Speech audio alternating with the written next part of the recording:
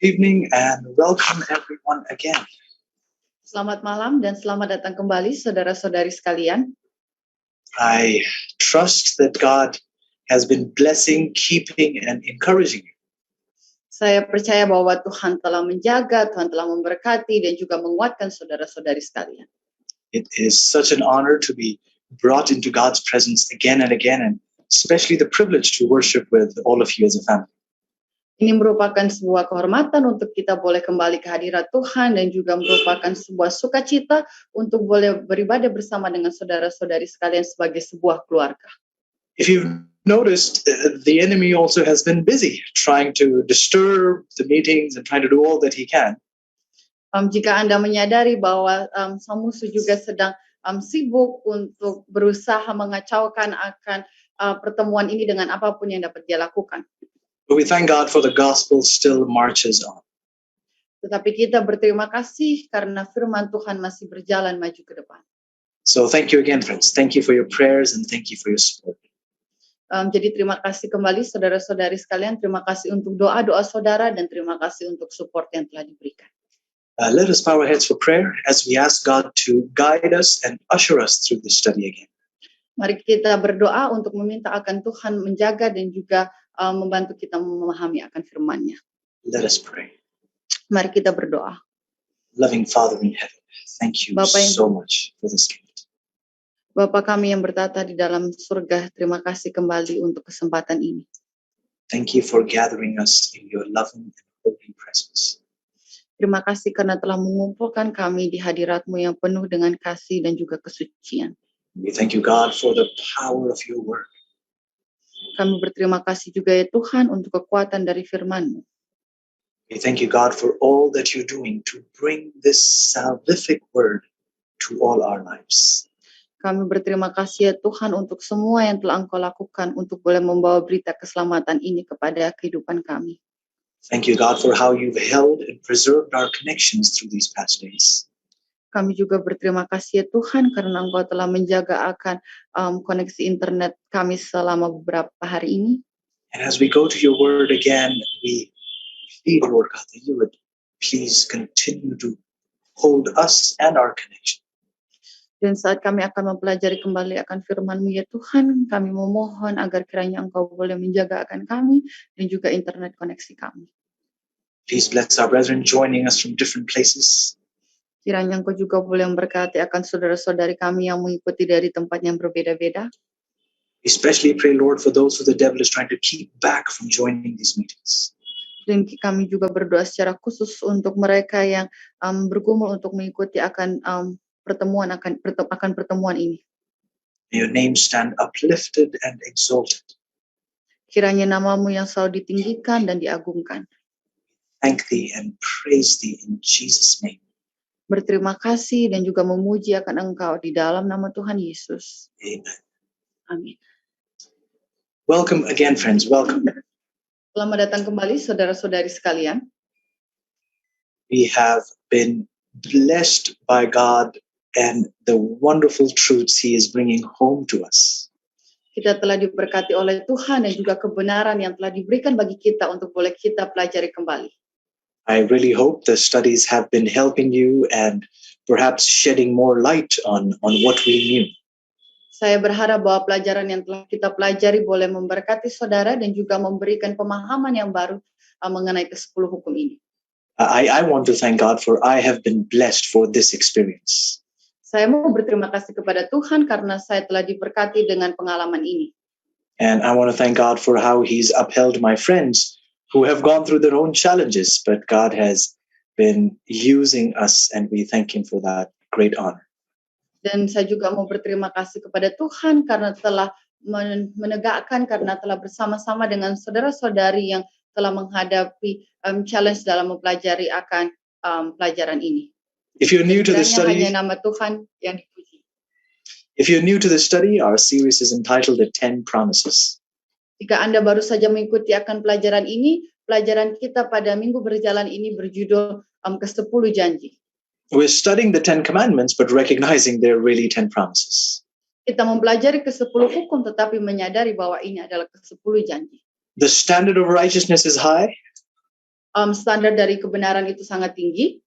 We thank God for Jesus, who is the power to go higher. Kita berterima kasih untuk Yesus karena Yesuslah yang memberikan kekuatan untuk kita boleh mencapai akan standar yang tinggi itu.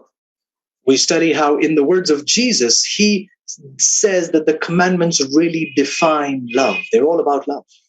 Kita mempelajari juga bahwa di dalam perkataan Yesus ke-10 hukum ini adalah menggambarkan akan kasih. Ke-10 hukum ini adalah mengenai kasih.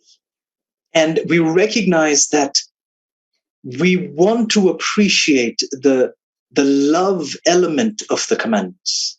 Dan kita juga menyadari bahwa kita mau untuk menghargai akan bagian dari kasih ini, bagian kasih ini di dalam hukum.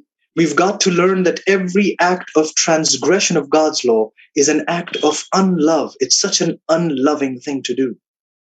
Dan kita juga telah mempelajari bahwa setiap tindakan pelanggaran yang kita lakukan melanggar akan hukum Tuhan merupakan pelanggaran ataupun tindakan yang tidak mengasihi. We thank God that the Lord did not leave us in our broken condition as he saw us transgressors of God's law. Dan kita juga berterima kasih kepada Tuhan karena Tuhan tidak meninggalkan kita di dalam keadaan yang putus asa sebagai orang-orang yang melanggar akan hukum Tuhan. In Romans 8 verse 3 we read that Jesus condemned sin in the flesh. Kita melihat di dalam buku Roma pasal yang ke-8 ayat yang ketiga bahwa Yesus di situ memvonis dosa di dalam kedagingan. And friends, he's seeking to do the same in your life today. Dan dia juga rindu untuk boleh mengutuk dosa di dalam kedagingan di dalam kehidupan kita. And the Bible tells us as his longing, 2 Corinthians 6:16, his longing to live in you and to walk in you. Dan di dalam buku 2 Korintus 6 ayat 16 dikatakan juga bahwa dia berkerinduan untuk boleh hidup di dalam hidup saudara-saudari sekalian. We studied that if we let him in, he will do a work that will leave us amazed. Kita juga mempelajari bahwa jika kita membiarkan dia masuk, maka dia akan melakukan sesuatu hal pekerjaan yang luar biasa yang akan membuat kita merasa terkagum-kagum. Jesus being God, when he lives in us, and God is love, then love also lives in us. Yesus yang adalah Tuhan dan hidup di dalam kita yang adalah kasih, maka kasih di dalam kita, maka kasih akan juga hidup di dalam kita. John 14:15, then if we have God who is love, we will keep the commandments. Di dalam buku Yohanes 14 ayat 15 juga dikatakan jika kita memiliki Tuhan yang adalah kasih, maka kita akan menuruti hukum itu berdasarkan kasih. Romans 13:10, love is the fulfilling of the law. Buku Roma pasal 13 ayat yang ke-10 dikatakan bahwa kasih adalah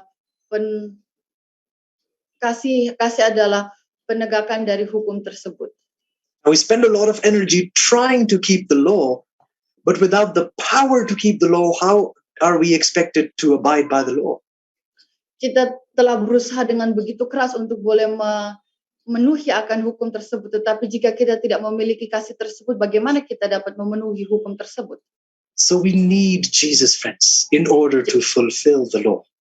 Jadi kita memerlukan akan Yesus, saudara-saudari, agar kita dapat boleh memenuhi akan hukum tersebut. I know many of us fell this past week. Saya tahu banyak dari kita telah gagal di dalam minggu yang lalu. Your friend, don't ever let the devil make you doubt God's capacity in you. Tetapi saudara-saudari, jangan biarkan setan mengganggu pikiran Anda untuk memahami akan kapasitas yang Tuhan dapat lakukan di dalam kehidupan Anda. Simple promise that with Christ I can do all things. Janji yang sederhana, dikatakan bahwa di dalam Yesus kita dapat melakukan segala sesuatunya. Again, friends, do not give up. Sekali lagi saudara-saudari, jangan menyerah. Do not give in. Jangan juga memberikan kepada memberikan kepada dosa tersebut. Give it all to Jesus. Berikan segala yang perkara tersebut kepada Yesus. The first commandment, very uncomfortable. Hukum yang pertama sangat tidak nyaman. Allowing us to see the brokenness of mankind. Membantu kita untuk boleh melihat akan kehancuran manusia. We are the gods before God, God is telling us. Kita adalah Tuhan di atas Tuhan, itu yang Tuhan katakan. The second commandment, our way against God's way is our graven image. Di hukum yang kedua kita melihat bahwa jalan kita lebih daripada jalan Tuhan merupakan Allah yang palsu. The third commandment is speaking and commanding us not to take upon God's name in marriage in vain. Di hukum yang ketiga juga kita mempelajari bahwa untuk tidak mengambil nama Tuhan yang di dalam pernikahan itu secara sia-sia. That if we want to become the bride of Christ, we should not take upon the name of Christ. We should not become Mrs. Christ and then misrepresent him to the world. Jadi jika kita mau menjadi akan pasangan Kristus, jika kita telah menjadi Nyonya Kristus, kita tidaklah mengambil akan nama Nyonya Kristus itu, tetapi kita pergi kepada dunia dan menunjukkan contoh yang salah sebagai Nyonya Kristus. In the fourth commandment, the Lord says, remember the Sabbath day to keep it holy. Dan di dalam hukum yang keempat kita melihat bahwa ingatlah dan kuduskanlah hari Sabat. Have you ever thought about what that means to keep it holy? Pernahkah Anda berpikir apa maksud dari kata untuk menguduskan hari Sabat tersebut? God does not say, remember the Sabbath day to make it holy. Tuhan tidak berkata bahwa ingatlah hari Sabat tersebut dan membuatnya menjadi suci. In other words, there's nothing that you're doing that's making the day holy. It already is holy. Jadi dengan kata lain, tidak ada yang Anda lakukan dapat membuat hari itu menjadi suci. Hari itu adalah sudah suci. What the Lord does command us is to keep it holy. Tetapi yang Tuhan katakan di sini adalah untuk menjaga akan kesucian hari Sabat tersebut. A good example to understand this, contoh yang baik untuk memahami akan ini, again, I don't know if my friend Pastor Roy is here today. Saya tidak tahu jika teman saya Pendeta Roy berada di sini. I've spent quite a bit of time with him, so I'm just going to use his example again for you. Saya telah menghabiskan beberapa waktu bersama dengan Pendeta Roy, jadi saya akan hanya menggunakan namanya untuk menjadi contoh bagi kita malam hari ini. Imagine I come up to dear pastor and say, Pastor, I need to borrow your car. Bayangkan saya pergi bertemu kepada pendeta dan berkata, pendeta saya butuh untuk meminjam akan mobil pendeta. I know without a shadow of a doubt he will have no problems with letting me use his car. Saya sangat yakin bahwa pendeta akan memberikan saya izin untuk boleh meminjam akan mobilnya. But as I get into the driver's seat, tetapi saat saya masuk ke dalam kursi kemudi, he leans in, dia mulai menengok ke dalam, points me to the gauge that measures the amount of gasoline in the car. Dan dia mulai menunjukkan akan bagian di mana kita dapat melihat berapa banyak isi bensin di dalam mobil tersebut. And tells me, he says, Brother Ronald. Dan berkata kepada saya, katanya, Brother Ronald. Do you notice the gauge says that the fuel tank is full? Anda boleh melihat di sini bahwa bensinnya penuh. When you return it, make sure you keep it that way. Ketika Anda mengembalikannya, tolong lihat kembali bahwa Anda harus mengisinya juga penuh. What is he saying? Apa yang dia katakan? What he's saying is, I'm giving it to you full. Make sure you return it the same way. Make sure you return it full. Jadi yang dimaksudkan di sini adalah ketika dia meminjamkan kepada saya dengan bensin yang penuh, dia juga berharap ketika saya mengembalikan bensinnya juga penuh. The Lord does not say make the Sabbath holy. Tuhan tidak berkata bahwa buatlah hari Sabat itu menjadi suci atau kudus. The Lord says keep the Sabbath holy. Tuhan berkata peliharalah akan kesucian, kekudusan hari Sabat. I gave it to you holy, make sure you maintain its holiness. Saya memberikan kepada Anda secara kudus, saya berharap juga Anda memelihara akan kekudusan akan ini. Don't give me a lame Sabbath, give me back a holy Sabbath. Jangan berikan saya hari Sabat yang kuno, yang lemah, tetapi berikan saya hari Sabat yang kudus. I gave it to you on the 7th day. Don't try and come around and give it to me on the first day. Saya memberikan kepada Anda pada hari yang ke-7, jangan coba memberikan kepada saya kembali pada hari yang pertama. Oh, it's a serious command. There's so much and we can't get into it today. Ini merupakan hukum yang sangat serius. Begitu banyak mengenai hal tersebut yang tidak dapat kita bicarakan lebih dalam. With that, we transitioned into the second section of the Ten Commandments. Dengan hal tersebut, kita berpindah kepada bagian yang kedua dari hukum tersebut. Teaching us how to love others. Mengajari akan kita bagaimana untuk mengasihi orang lain. And the special commandment it begins with is the fifth commandment, which we studied, is just like the first commandment, but in a different form. Dan kita juga melihat hukum yang istimewa, yang yaitu hukum yang kelima, di mana mulai juga berbicara selanjutnya dengan bagian yang kedua. We recognize how in the first commandment, the emphasis is to learn to prioritize God. God should be first. Kita mempelajari di hukum yang pertama bahwa hukum yang pertama ini mengajarkan kita untuk boleh memprioritaskan akan Tuhan. Tuhan haruslah menjadi yang pertama. In the fifth commandment, the command is to keep God's representatives first. Dan di bagian yang kedua, hukum yang kelima dikatakan bahwa kita harus juga menjadikan wakil dari Tuhan ini yang utama. Honor your father and mother. Hormatilah ayahmu dan ibumu. Yesterday, by the way, we also studied that God said, honor them, period. Not honor your good parents, honor them, period. Dan kemarin juga kita mempelajari bahwa kita harus menghormati mereka secara penuh, titik. Tidak hanya menghormati akan orang tua yang baik saja. And I know that by far that must have been the most difficult commandment to go through. Dan saya tahu sejauh ini itu mungkin hukum yang sangat sulit untuk dipahami. Yesterday we talked about how much blood is on our hands. Kemarin kita berbicara betapa banyak darah yang ada di tangan kita. We said how we often speak about killing others and we shouldn't do that. But we also talked about yesterday how the prophet says we are killing ourselves by not caring for our bodies.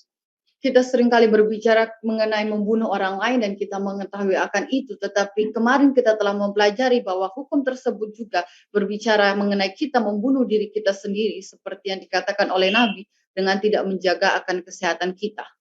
Self-murder. Membunuh diri sendiri. It's a heavy commandment. Ini merupakan hukum yang berat. That brings us to the seventh commandment. Dan itu membawa kita kepada hukum yang ketujuh. And I'd like us to go read that together for better understanding. Untuk membaca akan ayat itu bersama-sama, untuk boleh memberikan kita pemahaman yang lebih baik. So let's go to Exodus chapter 20. Mari kita pergi ke dalam buku Keluaran pasal 20. And sister, if you could please read Exodus 20 verse 14. Saya akan membaca buku Keluaran pasal 20 ayat 14. Dikatakan di situ jangan berzina. Thou shalt not commit adultery. Di sini dikatakan jangan berzina. Perlu kita ketahui, I will explain the word commit. Di dalam bahasa Inggris, ayat ini menggunakan kalimat commit, tetapi di bahasa Indonesia kata commit itu tidak ada. We'll explain more the word commit in a bit, but it's good to point out that in English that's a word and we're not seeing that in the Bahasa.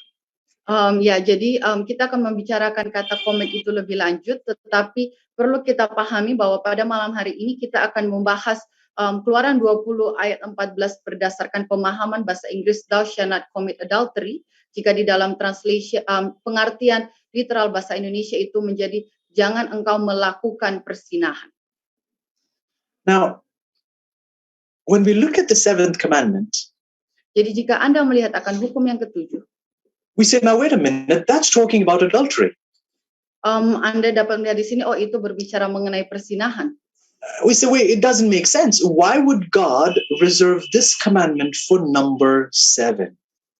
Anda berbicara, ini tidak masuk akal. Kenapa Tuhan menyimpan hukum ini pada angka yang nomor yang ke-7? 7 is a very special number to God. Angka 7 merupakan angka yang sangat istimewa bagi Tuhan. Why would God save this commandment for number 7? Kenapa Tuhan menyimpan hukum ini untuk yang ke-7? Perhaps the Sabbath commandment for the 7th day would have sounded better as number 7. Mungkin jika hukum hari Sabat ditaruh pada hukum yang ke-7 itu akan menjadi lebih baik. Well, others are saying thou shalt not, but this also has thou shalt not, but it's talking about adultery. Di dalam hukum-hukum yang lain juga dikatakan janganlah, tetapi di hukum yang ini berbicara mengenai persinahan. And that's what we want to study, friends. What is so special about this command that God would like us to really study deeply? Dan inilah yang akan kita pelajari saudara-saudari sekalian. Kita akan melihat apa yang dimaksudkan di sini yang Tuhan mau untuk kita pahami secara lebih dalam. God really wants us to appreciate this. Dan saya mau agar kita untuk benar-benar memahami akan ini. The seventh commandment is something that's very important to know. Di hukum yang ketujuh ini merupakan hukum yang sangat penting untuk kita ketahui.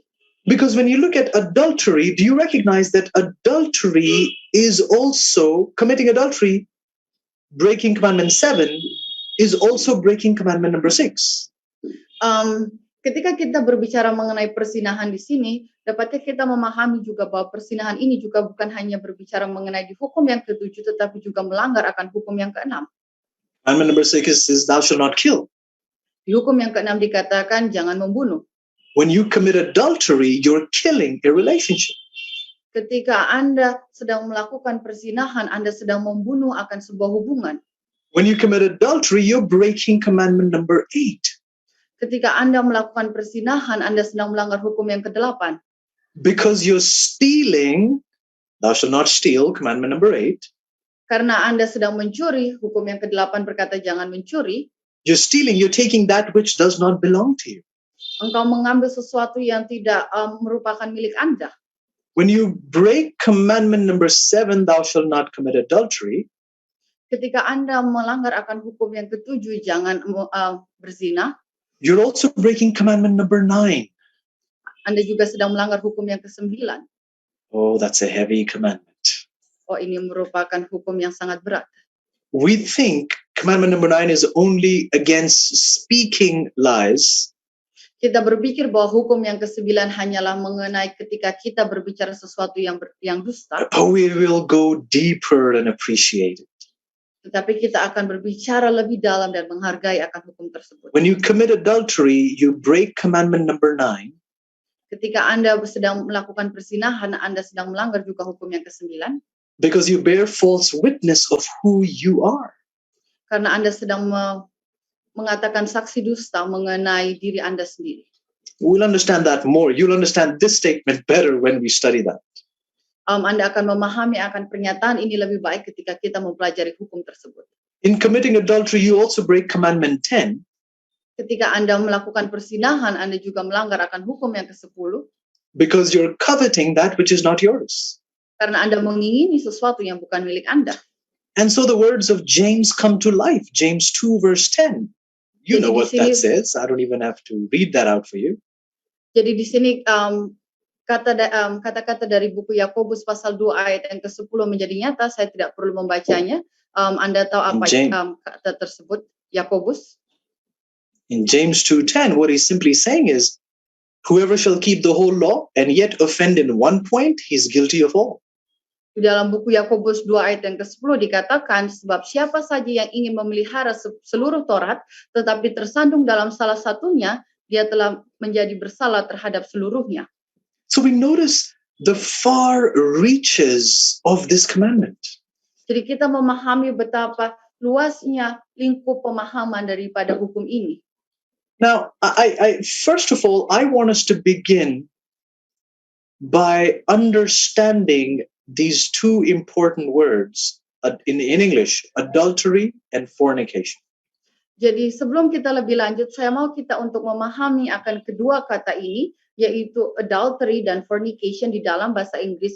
Yang keduanya berarti perzinahan di dalam bahasa Indonesia, tetapi kita akan melihat konteks dari arti adultery, persinahan, dan juga fornication, persinahan. Now,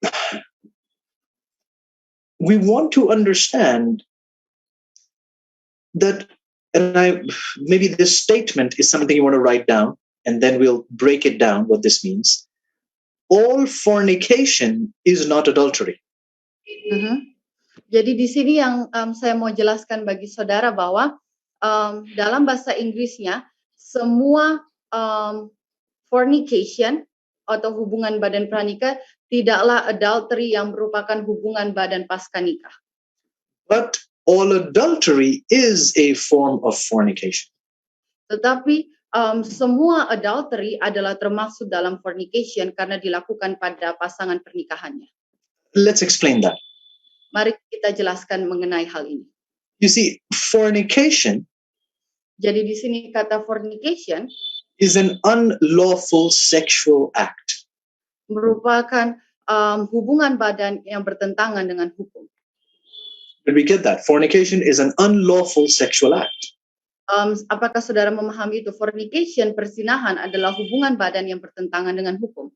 Adultery Adultery, persinahan juga, is also under the umbrella of fornication, ada juga di dalam payungan kata fornication, but more specifically, adultery means this unlawful sexual act between a man and a woman who are not husband and wife. who are not husband and wife. Yes. Jadi di sini kata persinahan di sini juga berada di bawah payungan kata fornication, tetapi merupakan tindakan seksual juga yang bertentangan dengan hukum untuk orang yang bukan suami dan istri. What that means is adultery is specifically used for people who leave a committed relationship to engage in an unlawful sexual act outside of their marriage. Jadi di sini kata adultery secara khusus dapat kita pahami bahwa untuk mereka yang memiliki hubungan yang berkomitmen dan juga mereka melakukan hubungan seksual di luar dari komitmen yang mereka miliki dengan orang yang tidak berada di dalam komitmen mereka. Hence, the word God employs in Exodus 20 verse 14 for adultery Jadi di sini, maka di sini kata yang digunakan Tuhan di dalam Keluaran pasal 20 ayat yang ke-14 adalah persinahan, adultery. Is a word that is specific to people leaving a committed relationship and engaging in an unlawful sexual act outside of their marriage. Jadi hukum yang kedua di dalam buku Keluaran pasal 20 ayat 14, kata adultery persinahan ini adalah untuk mereka yang memiliki hubungan yang berkomitmen tetapi melakukan hubungan persinahan dengan orang lain di luar komitmen yang mereka miliki. Fornication, kata fornication, in a general sense, fornication can take place between two people who are not in a married relationship and engaging in an unlawful sexual act. Kata fornication ini jika dalam artian yang luas dapat dikatakan bahwa hubungan badan yang bertentangan dengan hukum antara kedua orang yang tidak memiliki komitmen yang serius. But adultery is specific to when a person leaves a committed relationship as marriage and commits that unlawful sexual act outside of their marriage with a person who is not their husband or wife. Tetapi kata adultery persinahan yang ini adalah untuk mereka yang berada di dalam naungan perjanjian pernikahan, tetapi kemudian melakukan hal seksualitas ini dengan orang lain yang berada di luar perjanjian pernikahan mereka. In fact, to better understand the word adultery, I want to take you to another passage in Scripture where the same word is used, but it's translated differently in the English. Saya mau untuk kita juga memahami akan kata adultery ini dengan lebih baik dengan kita melihat akan ayat yang lain di mana kata adultery ini digunakan di dalam bahasa Inggris dalam artian yang lain. So come with me please, and we're going to the book of Ezekiel. Mari kita buka bersama-sama di dalam buku Yehezkiel. And I'd like you to read verse 38, Ezekiel 16 verse 38. Yehezkiel 16 ayatnya yang ke-38. Yehezkiel 16 ayat yang ke-38. I will read. Yes, please. Dan aku akan menghakimi engkau dengan penghakiman para pezina dan para penumpah darah, dan aku akan memberi engkau darah kemurkaan dan kecemburuan. Now, Samantha, I'll need your help with this. What does it say? Does it say, I will judge thee as women that commit adultery? Is that what it says? Yes. Okay. Now, when you read it in the English, dan jika kita akan membacanya di dalam bahasa Inggris, it does not say as women that commit adultery. Itu tidak berarti bahwa perempuan-perempuan yang berzina. Rather, it says as women that break wedlock. Tetapi menggunakan kata bahwa para perempuan yang membatalkan akan ikatan perkawinan. Wedlock adalah ikatan perkawinan.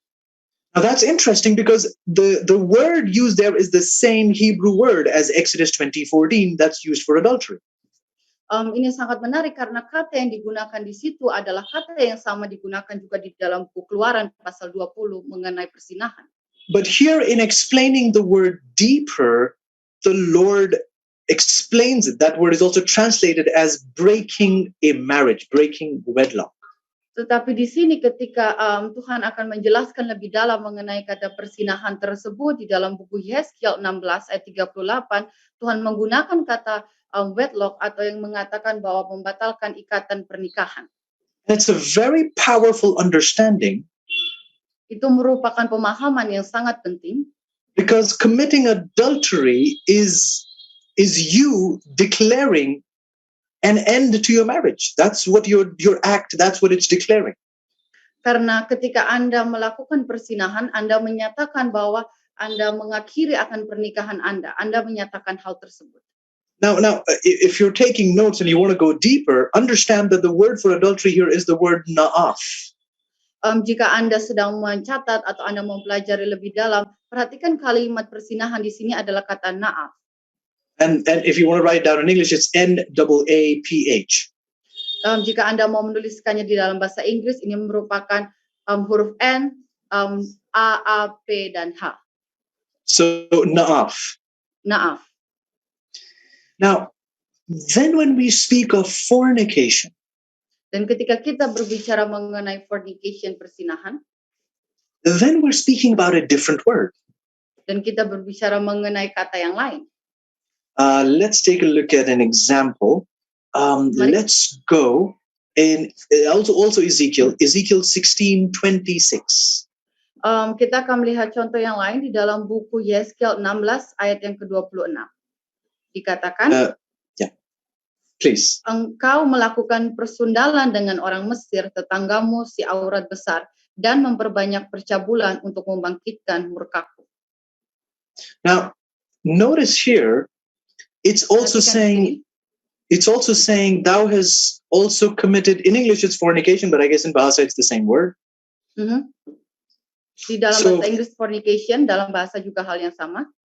Now, here a more general term. Here, the word for if you're using the same word, maybe the Bahasa is not making the distinction, but the English and the original Hebrew, they are making the distinction. Dan di sini jika kita melihat akan ayat ini dengan pemahaman secara umum, di dalam bahasa Inggris mungkin tidak dibedakan tentang persundalan, percabulan atau persinahan di sini, tetapi di dalam bahasa Ibrani dua kata ini dibedakan. While in Exodus 20:14 the word is na'af, dalam buku Keluaran 20 ayat yang ke-14 itu adalah kata na'af. Here the word is zana, Z-A-N-A-H, zana. Di sini di dalam buku Yeskiel ini dikatakan katanya adalah zana. And the Lord is saying, you've committed fornication with the Egyptians, thy neighbors. Dan di sini dikatakan bahwa engkau melakukan persundalan dengan orang Mesir, tetanggamu. Now it makes sense because while Israel is committing adultery because they're married to God, going after other lovers. Dan ini sangatlah masuk akal karena mereka sedang di dalam pernikahan dengan Tuhan, lalu mereka melakukan persinahan dengan kekasih mereka yang lainnya. Their act comes under the umbrella of fornication, which is an unlawful sexual act. Dan perilaku yang mereka lakukan adalah di bawah gambaran fornication yang merupakan persinahan, yang merupakan berarti perilaku yang bertentangan dengan hukum. But what we want to talk about, what the commandment is really about, is what we want to really study today. Dan yang mau kita pelajari adalah mengenai apa yang dikatakan hukum tersebut. Itulah yang akan kita pelajari pada hari ini. And this helps us understand the seventh commandment better. Dan ini akan membantu kita untuk mempelajari hukum yang ketujuh dengan lebih baik. When you're reading, it says, thou shalt, in the English, thou shalt not commit adultery. Jika Anda membacanya di dalam bahasa Inggris dikatakan, janganlah engkau melakukan persinahan. Interestingly, the Lord uses that also for fornication. We just read that, thou shalt not commit fornication. Dan secara menarik Tuhan juga menggunakan kata tersebut di dalam fornication karena dikatakan juga engkau janganlah melakukan persinahan yang fornication.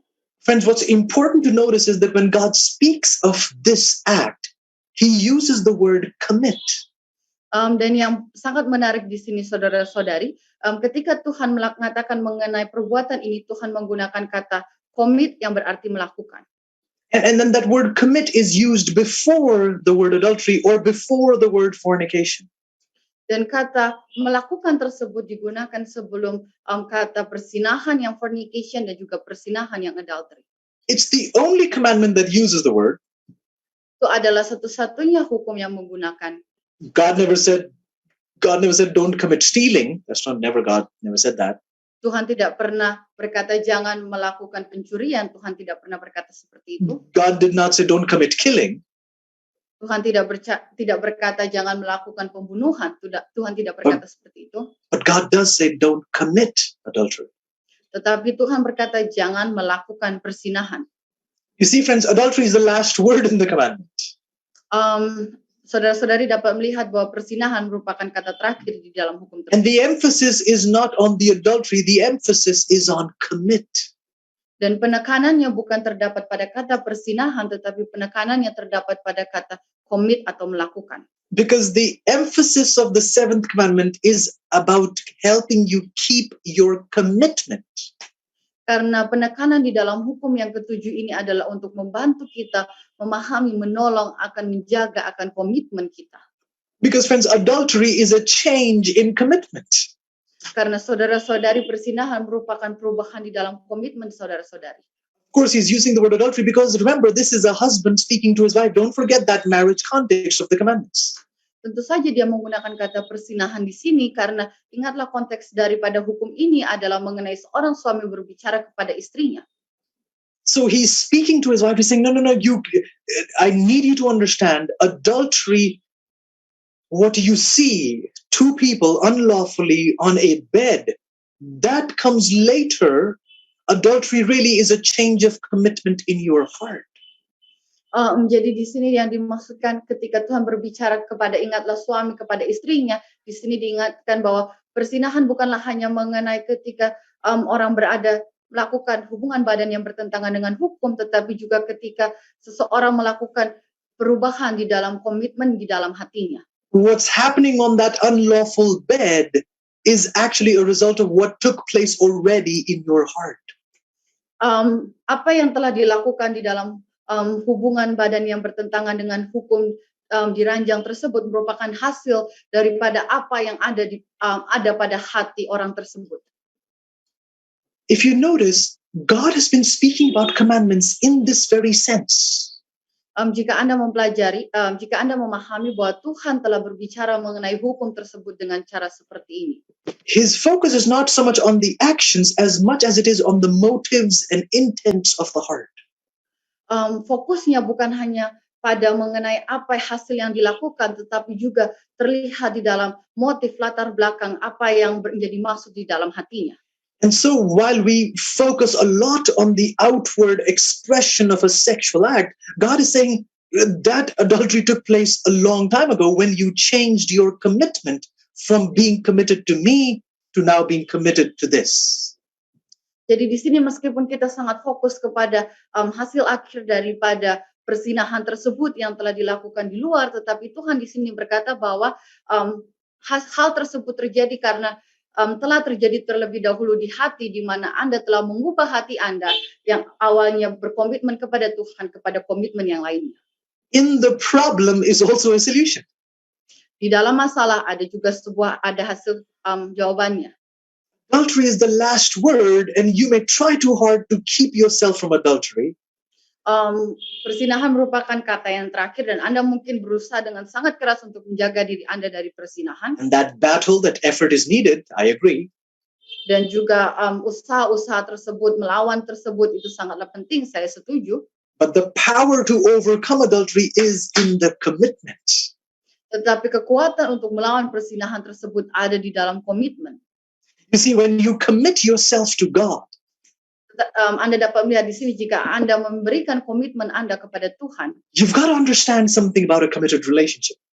Anda harus memahami mengenai apa itu hubungan yang berkomitmen. You're not just committed to the person. Anda tidak hanya berkomitmen kepada orang tersebut. You're committed to the commitment. Anda juga berkomitmen pada komitmen yang Anda buat. That is very important. Itu adalah sangat penting.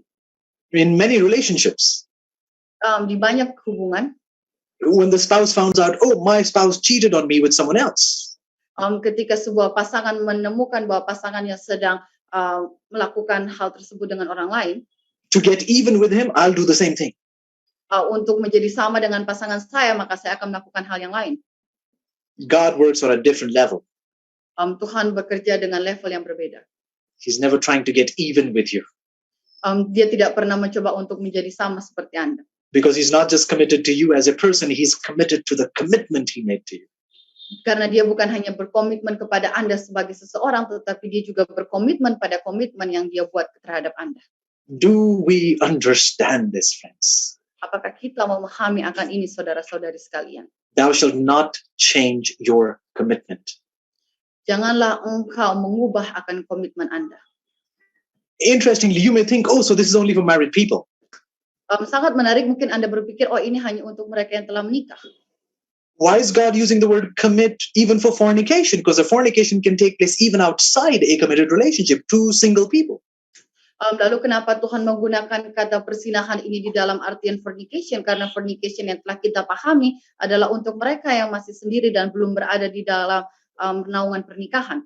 Because while in an earthly sense, they are single, in other words, not married to someone, but in the spiritual sense, if they are a Christian, they're married to God.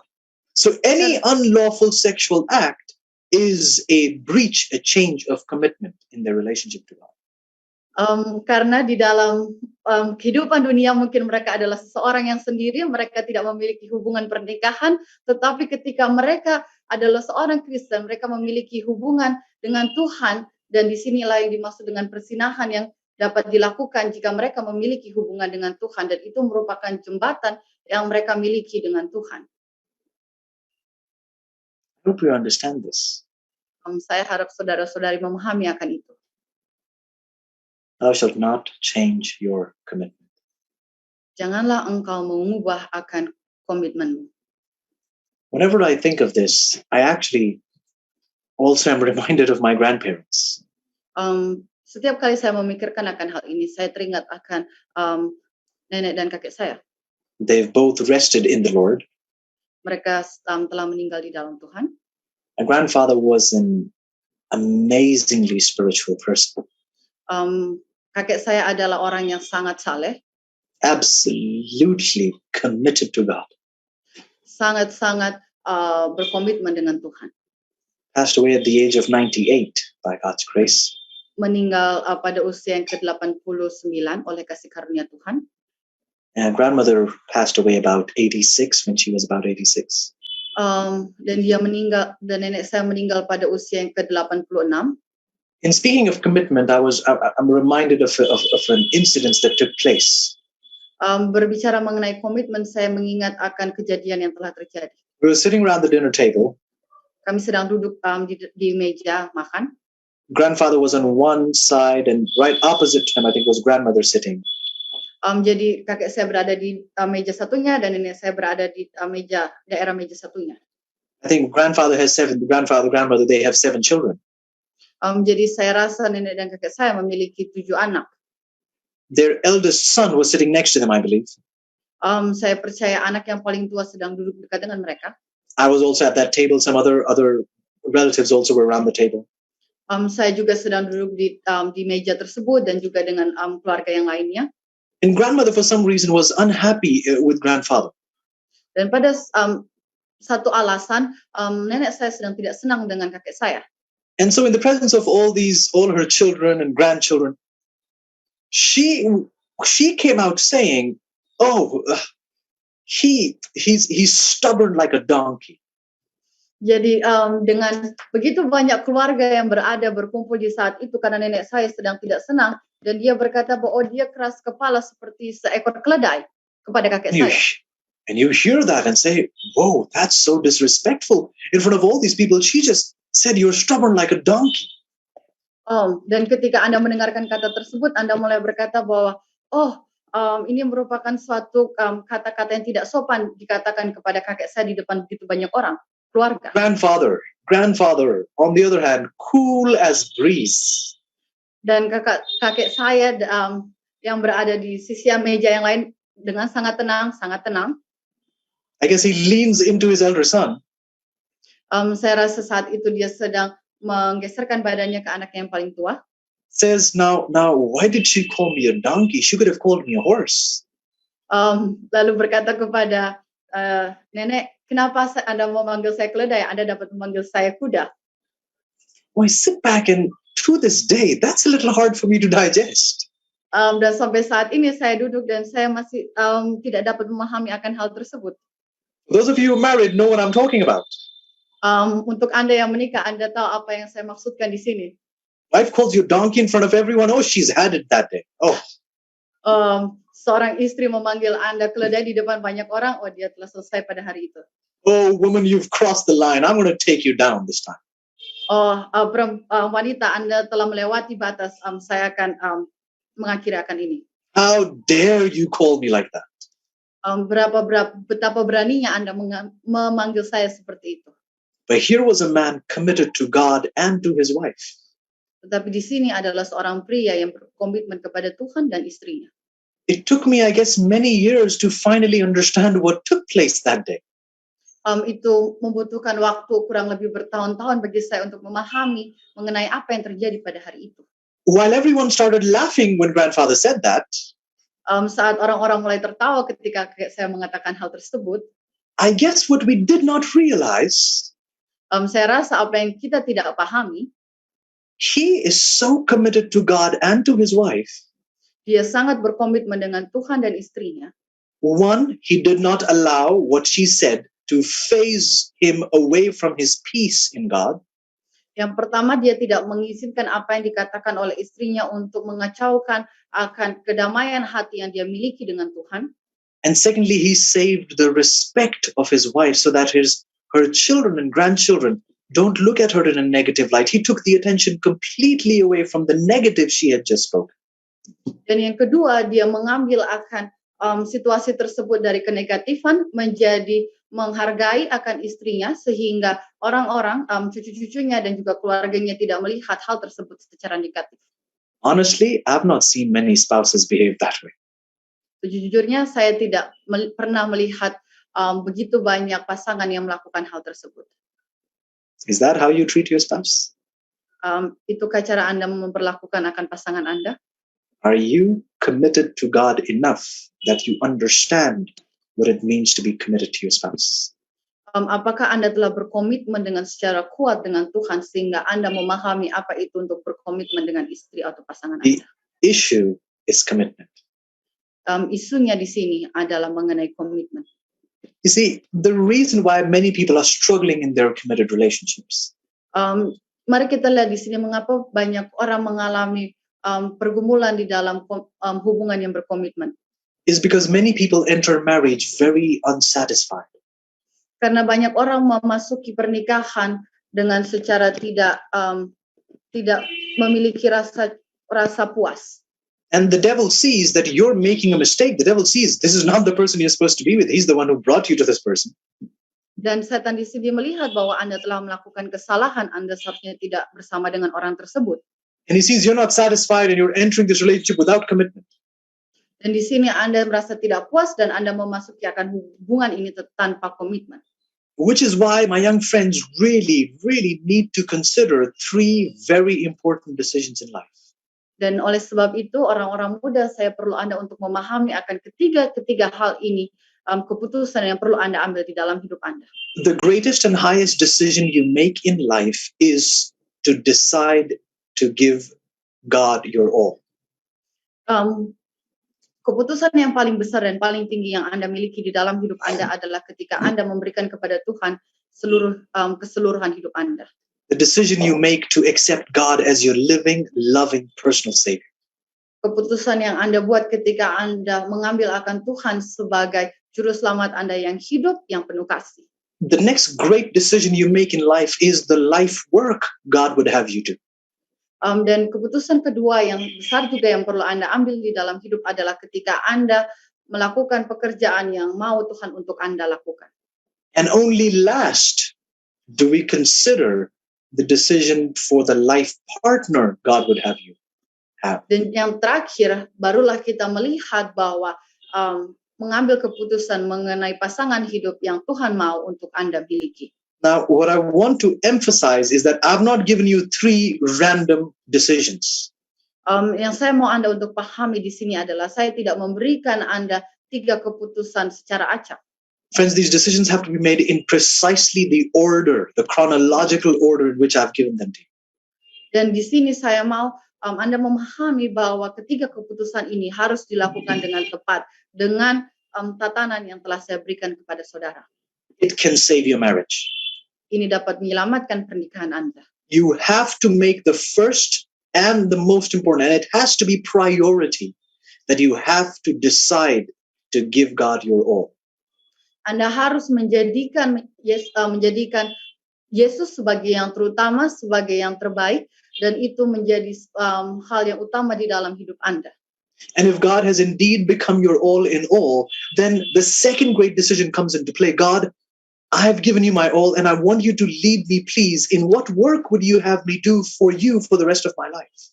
Dan jika Tuhan telah menjadi yang seutuhnya di dalam kehidupan Anda, dan Tuhan telah menjadi yang terutama di dalam hidup Anda, maka yang kedua adalah Tuhan, apa yang mau untuk saya lakukan, saya kerjakan di dalam kehidupan saya. These first 2 have to be anchored, established, settled before you even think about the third decision. Yang kedua hal ini harus berjangkar, harus bersandar, harus Anda pahami di dalam Tuhan sebelum Anda membuat keputusan akan yang ketiga. Now, the third decision, our life partner, actually has many other aspects to it. Dan yang ketiga mengenai pasangan hidup sebenarnya memiliki banyak aspek lain yang dapat kita lihat. Because in considering the third decision, the first question to ask is, am I even called to marriage? That's a completely other subject.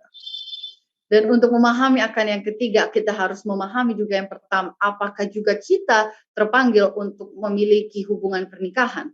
The Bible points out marriage is a calling. It's not just a civil status everyone is supposed to be a part of. Kita mengatakan bahwa pernikahan merupakan sebuah panggilan, bukan hanya mengenai status status di mana semua orang harus menjadi bagian. Just as everyone is not called to be a doctor, a nurse, or an engineer. Sama seperti tidak semua orang terpanggil untuk menjadi dokter, menjadi seorang instruktur, dan juga hal lainnya. And I know some parents will be very upset with me for saying this. Dan saya tahu ada banyak orang tua yang mungkin akan merasa sedih ketika saya mengatakan hal ini. But marriage also is a calling that not everyone is called to. Dan pernikahan juga adalah sebuah panggilan di mana tidak semua orang terpanggil di dalam. The Bible is clear. 1 Corinthians 7 is clear on that. We're not going there today. Alkitab sangat jelas di dalam buku 1 Korintus pasal yang ke-7, sangat jelas, kita tidak akan membuka akan ayat tersebut. But understand, this is the third, the last great decision you're making for God. Tapi pahamilah bahwa ini adalah yang ketiga, hal yang ketiga yang merupakan Anda perlu lakukan bagi Tuhan. Many people will make the first decision to give their life to God. Banyak orang akan mengambil keputusan yang pertama untuk memberikan diri mereka kepada Tuhan. They skip the second decision and they go out and search for a partner. Mereka melewati akan akan bagian yang kedua dan mereka langsung kepada bagian yang ketiga dan mencari pasangan hidup. When you do that, friends, I need you to recognize your partner will in a great way then influence what you want to do for God. Dan kemudian kita akan dapat melihat bahwa jika Anda men-skip bagian yang kedua, melewati bagian yang kedua, pasangan yang Anda miliki akan memberikan influence yang sangat besar untuk menjadi pemikiran Anda, apa yang akan Anda lakukan bagi Tuhan. There are those who were called to full-time ministry, but because they skipped this call and went ahead to marriage, their spouses are not comfortable with them going into full-time ministry, and hence these people can't follow that perfect will of the Lord. Jadi ada yang terpanggil di dalam penginjilan sepenuhnya, di dalam kehidupan penginjilan sepenuhnya, tetapi karena mereka melewati bagian yang kedua, jadi mereka mendapati pasangan mereka dan pasangan mereka tidak merasa nyaman untuk boleh bersama-sama di dalam pelayanan yang penuh secara waktu, dan oleh sebab itu mereka melewati akan panggilan yang diberikan oleh Tuhan. And friends, I want us to realize, because if you've given your all to God, God, not your spouse, gets to decide what life work you're supposed to do. saudara-saudara yang mau saya saudara untuk pahami di sini adalah ketika Anda memberikan keseluruhan hidup Anda kepada Tuhan, maka Tuhanlah yang akan memberitahu kepada Anda apa yang harus Anda lakukan, bukannya pasangan Anda. And friends, you've got to be surrendered to God so that you know what He wants you to do. Dan saudara-saudara, saya mau untuk Anda memahami bahwa Anda harus berserah kepada Tuhan untuk boleh memahami apa yang Dia mau Anda untuk lakukan. So that if the Lord is calling you to marriage, then you make that very clear to that person, this is what God has called me to do. Jadi jika memang Anda terpanggil untuk ke dalam pernikahan, maka Anda dapat mengatakan dengan jelas kepada pasangan Anda bahwa inilah yang Tuhan mau untuk saya lakukan di dalam hidup saya. It should be made clear that that you cannot compromise on this in any way, fashion possible. Jadi ini harus menjadi sangat jelas sehingga Anda tidak dapat berkompromi dengan hal-hal yang lain yang melawan akan apa yang telah dikatakan Tuhan kepada Anda. You see, friends, the seventh commandment would never be a problem. Adultery would never be a problem if we took these three decisions carefully. Saudara-saudari sekalian, persinahan ini tidak akan pernah menjadi sebuah masalah jika kita mengambil 3 hal yang dikatakan tadi dengan sangat serius. You see, if you've committed yourself to God, Anda lihat di sini jika Anda memberikan komitmen diri Anda kepada Tuhan. and I want you to listen to me very carefully. Saya mau Anda untuk mendengarkan dengan sangat jelas. If you've committed yourself to God, Jika Anda memberikan diri Anda berkomitmen kepada Tuhan, God will teach you how to be in a committed relationship. Tuhan akan mengajarkan Anda bagaimana untuk berada di dalam hubungan yang berkomitmen. Then commitment becomes bigger than adultery. Dan komitmen Anda akan menjadi lebih besar daripada persinahan. You see, if the commitment is made to God and in God, Jadi jika komitmen itu diberikan kepada Tuhan dan di dalam Tuhan, in other words, if you're committed to God and in God you are committing yourself to another individual, jadi jika Anda berkomitmen kepada Tuhan di dalam Tuhan dan memberikan komitmen tersebut kepada individu yang lain, then your commitment is so much stronger than sin. maka komitmen Anda adalah lebih kuat daripada dosa. Perhaps now you realize why this is the seventh commandment. Mungkin sekarang Anda memahami kenapa ini adalah hukum yang God's focus is not on that unlawful sexual act. God's focus is on the power to overcome that. Jadi di sini fokus Tuhan adalah bukan pada perilaku yang yang berlawanan dengan hukum ini, tetapi fokus dari Tuhan adalah komitmen. One of the most powerful stories comes to us from the book of Hosea. Salah satu cerita yang sangat luar biasa datang kepada kita dari buku Hosea. Absolutely love the story and the lessons it points out on commitment. Saya sangat menyukai akan cerita ini dan juga pelajaran yang diberikan daripada cerita tersebut. Oh, it's powerful. Sangat-sangat luar biasa. You know the story. God is asking Hosea to go love this promiscuous woman. Jadi Anda mengetahui di sini bahwa ini cerita mengenai Hosea yang diminta untuk menikahi wanita yang bersundal. And the way the decision is made is because Hosea has been trying to minister to his people. Kenapa keputusan ini dibuat? Karena Hosea telah berusaha untuk boleh melayani akan umat-umatnya. And the people have just been rejecting God. Dan umat-umat Tuhan telah menolak akan Tuhan. Hosea is not able to figure out what more can I do, Lord. I've been doing it all to reach out to them. It's not working. Hosea tidak tahu apa yang harus dilakukan kembali. Dia telah melakukan segala sesuatunya dan dia tidak tahu apa yang dapat dia lakukan untuk boleh menjangkaukan mereka. God had been doing everything to reach out to them. Tuhan telah berusaha melakukan segala sesuatunya untuk boleh menjangkau akan mereka. And so God and Hosea finally come to this conclusion. God says, Hosea, now I want you to love this woman in the love of the Lord. Jadi di sini Hosea dan Tuhan memiliki kesimpulan yang sama dan Tuhan berkata kepada Hosea, Hosea, saya mau engkau mengasihi akan perempuan ini seperti kasih yang dimiliki Tuhan. Perhaps your marriage to such a broken, unfaithful woman would give Israel an object lesson of who they have been to God. Jadi mungkin pernikahan Anda dengan seorang wanita yang sundal, wanita yang tidak senonoh dapat membantu Anda untuk memahami hubungan yang rusak dan kasih yang perlu Anda miliki terhadap umat-umat Tuhan. So the Bible tells us that he does go out and marry. Jadi kita mengatakan bahwa ya dia pergi dan menikahi wanita tersebut. Now, this whole story can be a whole other message because it's so powerful. Cerita ini dapat menjadi pembicaraan yang lain karena cerita ini adalah sangat-sangat luar biasa. In the past, I've thought of the conversation that must have taken place between Gomer and her friends. Dan juga di antara cerita ini ada bagian di mana dia berbicara dengan Gomer dan juga perempuan-perempuannya. Would she have told her friends, this preacher man came up to me and proposed marriage? Pembicara ini datang kepada saya dan meminta akan pernikahan. You think one of her friends would have said, you know what, Gomer, I believe this is the gift of God. Please take this seriously. This may be your chance out of this very wicked lifestyle. Dan mungkin teman-temannya berkata kepada Gomer dan berkata bahwa, oh Gomer, mungkin ini adalah jalan Tuhan untuk boleh mengambil Anda dari kehidupannya sangat jahat ini. There must be so much there that the Bible is not telling us, and it's so beautiful to think about how that must have all played out.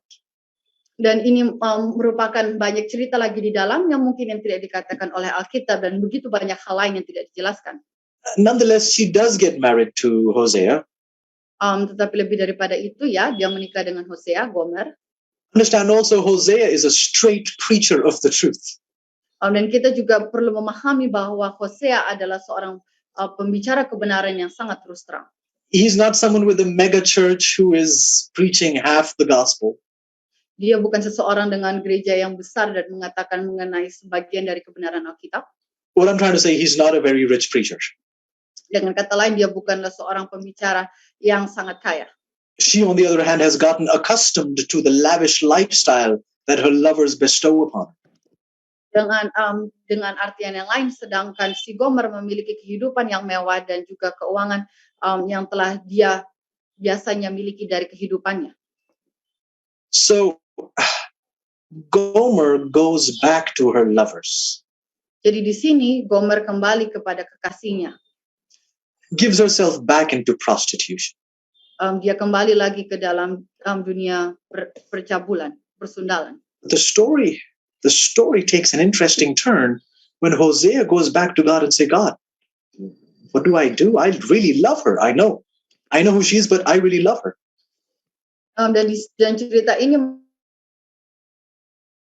bagian yang menarik di mana Hosea berkata kepada Tuhan, Tuhan, apa yang terjadi? Saya sangat mencintai wanita ini. I believe that because in Hosea 3:1, the Lord tells Hosea, go love a woman beloved of her friend, yet an adulteress. Dan di sini juga saya yakin bahwa dia sangat mencintai wanita ini karena dikatakan di dalam Hosea 3 ayat yang pertama Tuhan berkata, pergilah kasihlah lagi wanita yang dicintai oleh banyak teman dan yang gemar bersundal. God says, love her according to the love of the Lord. Tuhan berkata, kasihilah dia seperti kasih Tuhan. Now, the gap between verse 1 and 2 is pretty much, we don't fully get it, but there's quite a bit happening between verse 1 and 2. Jadi jarak antara ayat yang kedua di sini adalah begitu banyak, kita tidak begitu memahami akan jarak antara yang pertama dan yang kedua. Imagine a husband going out looking for his wife who's gone back to prostitution. Bayangkan seorang suami yang pergi keluar mencari akan istrinya yang kembali ke dalam dunia persundalan. First of all, my question to all the men. Pertanyaan saya pertama-tama untuk seluruh pria. How many of you would actually go out pursue a wife who's gone to prostitution? Berapa banyak dari Anda yang sebenarnya akan pergi untuk mengejar akan seorang wanita yang telah kembali ke dalam dunia persundalan? But Hosea did. Tetapi Hosea melakukannya. But I want you to imagine how it must have been. Beberapa orang mungkin dari Anda mempertanyakan bagaimana rasanya seperti itu. Imagine him maybe standing outside a brothel. Dan mungkin Anda memikirkan bagaimana ketika dia berdiri di luar.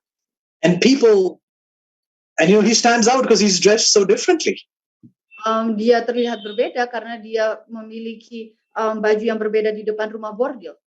You think a church member must have passed by and said, Pastor, what are you doing here? Mungkin orang-orang gereja berjalan melewati dan orang-orang gereja melihat, pendeta, apa yang sedang engkau lakukan di sini? Before anyone sees you, go away. Sebelum orang lain melihat, Anda pergi-pergi. What do you think Pastor would have said? Oh, brother, I'm sorry, I'm just waiting for my wife. What? Apa mungkin yang Anda pikir pendeta akan katakan? Mungkin pendeta akan berkata, oh saudara-saudari maaf, saya sedang menunggu akan istri saya, dan saudara berkata apa? Do you think one of the friends would have come up to him and said, Hosea, you've lost your mind. Go away right now. Dan mungkin salah seorang dari temannya berkata, oh Hosea, Anda telah kehilangan akan pikiran Anda, pergi dari sana sekarang juga. You think a friend would have said, Hosea, I don't understand. How can a man so holy love a woman so unholy? Hosea, saya tidak dapat memahami mengapa seseorang yang begitu kudus mencintai akan wanita yang tidak kudus adanya. Do you think Hosea's response must have been, brother, I'm wondering the same thing? Mungkin Anda berpikir bahwa, oh Hosea berkata, saudara saya juga memikirkan hal yang sama. How can a God so holy Bagaimana Tuhan yang sangat suci love a people so unholy? mengasihi akan umat-umat yang sangat tidak suci. Oh, the power of commitment. Oh, merupakan sebuah kuasa dari komitmen. Verse 2 tells her he finally finds her. Di ayat yang Hosea kedua 3 verse 2. dikatakan di dalam Hosea 3 ayat 2 bahwa dia akhirnya menemukan akan Gomer. But the Bible tells us that when he finds her, he has to buy her back. Tetapi di ayat yang kedua dikatakan bahwa ketika dia menemui akan istrinya, dia harus membelinya kembali. Can you picture her sitting there in a corner abused by multiple men? Apakah Anda dapat membayangkan Gomer duduk di bagian suatu ruangan dan dia sedang dilecehkan oleh begitu banyak pria? Can you picture her being sold off at an auction like a piece of meat? Dan Anda bayangkan ketika dia sedang terjual sama seperti penjualan akan daging. Whatever little money he had, he spent it all. The Bible says 15 pieces of silver. Dan dengan segala uang yang dia miliki, dia menggunakannya yaitu sebanyak 15 keping perak. A homer of barley and half a homer of barley. Dan 1,5 homer jelai. And I know that could have pretty much been his life savings. Dan saya rasa bahwa itu mungkin telah menjadi simpanan daripada Hosea. He gave it all to buy her back. Tetapi dia menggunakan semuanya itu untuk membeli kembali akan istrinya. Imagine having to buy your own wife back. Bayangkan bagaimana ketika Anda harus membeli kembali akan istri Anda. But that's not what I want to imagine is the look on Gomer's face. That's what I want to see. Tetapi bukan itu yang mau menjadi fokus saya. Fokus saya adalah bagaimana wajah akan dari Gomer tersebut. Oh, I wish I was there. This is one scene I want to behold. Saya harap saya berada di sana. Ini adalah salah satu kejadian di mana saya ingin melihatnya secara langsung. I want to behold the look on her face. Saya mau melihat akan raut wajah dari Gomer. Tattered, bruised, abused by men. Telah dilecehkan dan juga telah memiliki luka-luka mungkin daripada para pria. He comes up giving his all and she's thinking, who is this guy? Dan Hosea datang dan memberikan seluruhnya dan Gomer berkata, siapakah lelaki ini? Who loves like this? Siapakah yang mengasihi seperti ini? I've been so bad to him. How can he be so committed to me?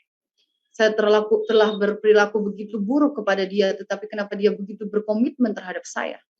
How can he be so committed to me? Bagaimana dia dapat menjadi begitu berkomitmen terhadap saya?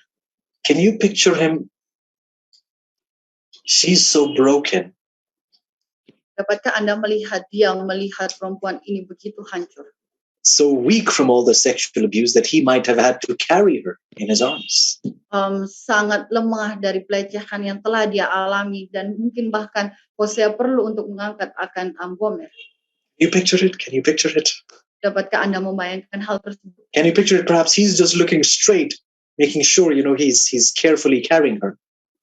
Dapatkah Anda membayangkan bahwa Hosea melihat secara lurus ke depan dan memastikan bahwa dia memegang Gomer dengan sangat baik. While she can't stop staring at him. Dan Gomer tidak dapat berhenti untuk melihat ke arah Hosea. Who loves like this? She must be thinking. Siapa yang mengasihi seperti ini? Itulah yang mungkin ada di dalam pikirannya. Oh, verse 3 is powerful. Ayat yang ketiga sangat luar biasa. Oh, it's a beautiful love story, friends. Ini merupakan kisah cinta yang sangat luar biasa. Ayat 3. Can you imagine him carrying her in his arms? Dapatkah Anda membayangkan Hosea mengangkat dan merangkul akan Gomer di and lengannya whispering these words into her ears. dan berkata membisikkan ini ke telinga dari Gomer. Verse 3, thou shalt abide for me many days. Berkata, berhari-hari engkau harus tinggal denganku. You will not play the harlot. Engkau tidak akan berbuat sundal You will not be for another man. dan tidak akan menjadi milik pria. So will I also be for thee. Begitu juga aku bagimu. Oh, Gomer must be expecting he's going to shout at me, probably beat me, probably scold me for all my evil. Dan mungkin di sini Gomer menduga mengharapkan bahwa Hosea mungkin akan membentak, akan memukul, akan Gomer. He says, you will be with me for many days. Tetapi Hosea berkata, berhari-hari engkau harus tinggal denganku. Please give your all to me, to no one else. Tolong berikan seluruhnya bagi saya, bukan bagi yang lain. And I'll give my all to you. Dan begitu juga aku akan memberikan keseluruhanku bagi engkau. Did you notice he didn't even bring up her sin? Di sini engkau paham, kita dapat melihat bahwa Hosea bahkan tidak mengatakan dosa yang dilakukan oleh Gomer. He didn't even discuss what she had just done. Dia bahkan tidak mendiskusikan apa yang telah dilakukan oleh Gomer.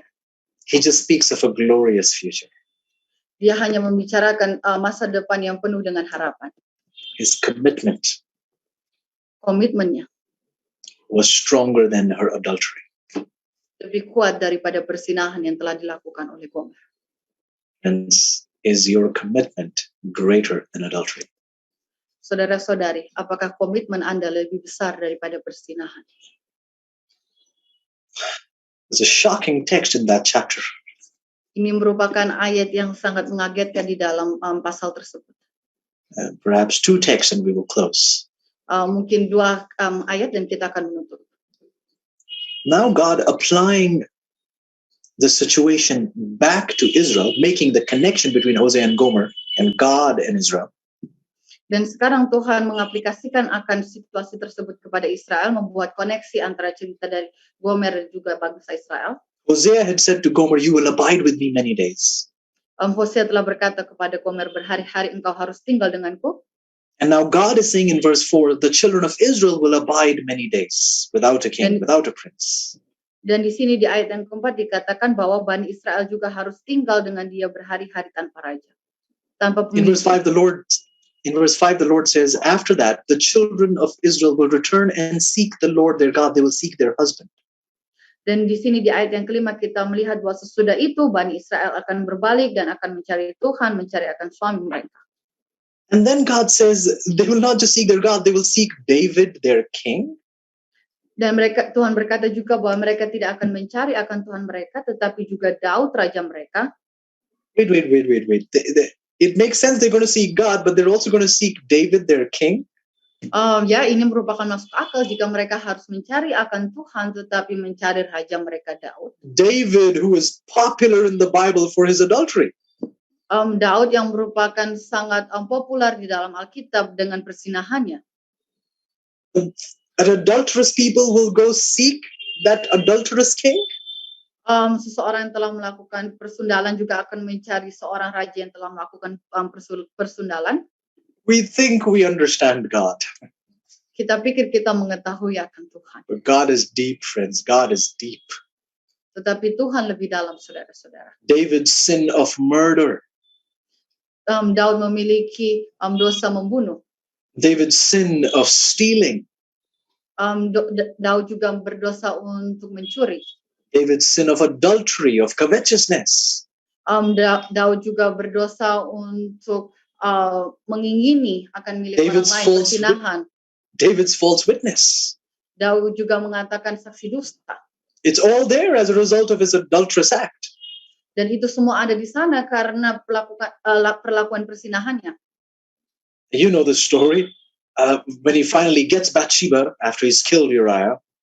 Anda mengetahui ceritanya bahwa setelah akhirnya dia belum mendapatkan Bathsheba, setelah dia membunuh akan Uriah. Nathan comes and rebukes David. Nabi Nathan datang dan juga merebuke akan Raja Daud. Amazingly, David accepts the rebuke without an argument. Dan Daud menerima akan teguran itu tanpa alasan. You know what God says after that? Lalu apa yang Tuhan katakan setelah itu? 1 Kings chapter 11, last text before we close. Ayat terakhir sebelum kita menutup, 1 Raja-Raja 11 ayat 38. 1 Kings 11 verse 38. 1 Raja-Raja 11 ayat 38. Please, Dan sister. ini akan terjadi jika kamu mendengar semua yang aku perintahkan kepadamu dan berjalan di dalam jalanku dan melakukan segala yang benar di mataku dengan menaati ketetapanku dan perintahku sebagaimana hambaku Daud lakukan, maka aku akan menyertai kamu dan akan membangun bagimu suatu keluarga yang teguh seperti aku membangun bagi Daud dan akan memberikan Israel kepadamu. Now this is amazing. Ini luar biasa. This is God speaking of David after he's committed adultery and repented and gotten back to God. Di sini Tuhan berbicara mengenai Daud setelah Daud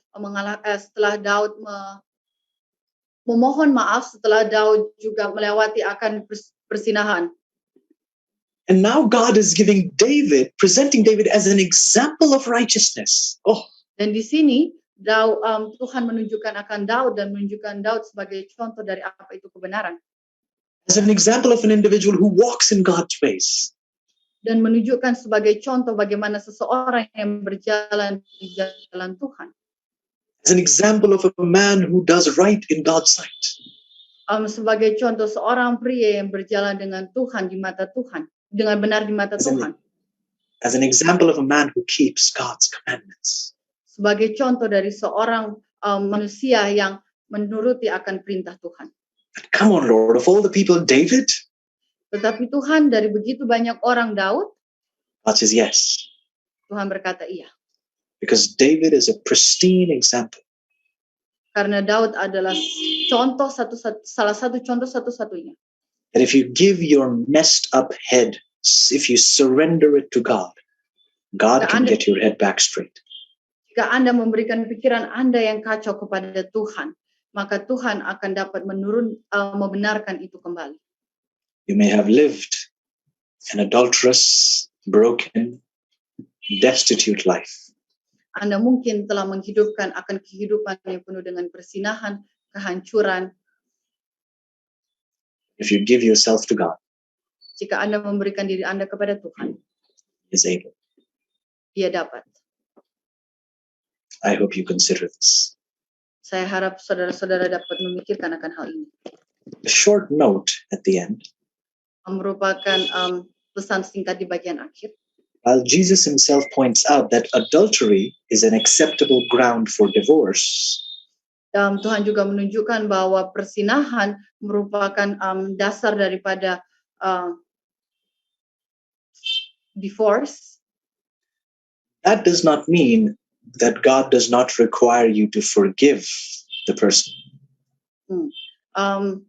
Jadi yang saya maksudkan tadi adalah persinahan merupakan dasar daripada perceraian, tetapi bukan berarti bahwa itu tidak menjadi alasan bahwa Anda tidak mengampuni.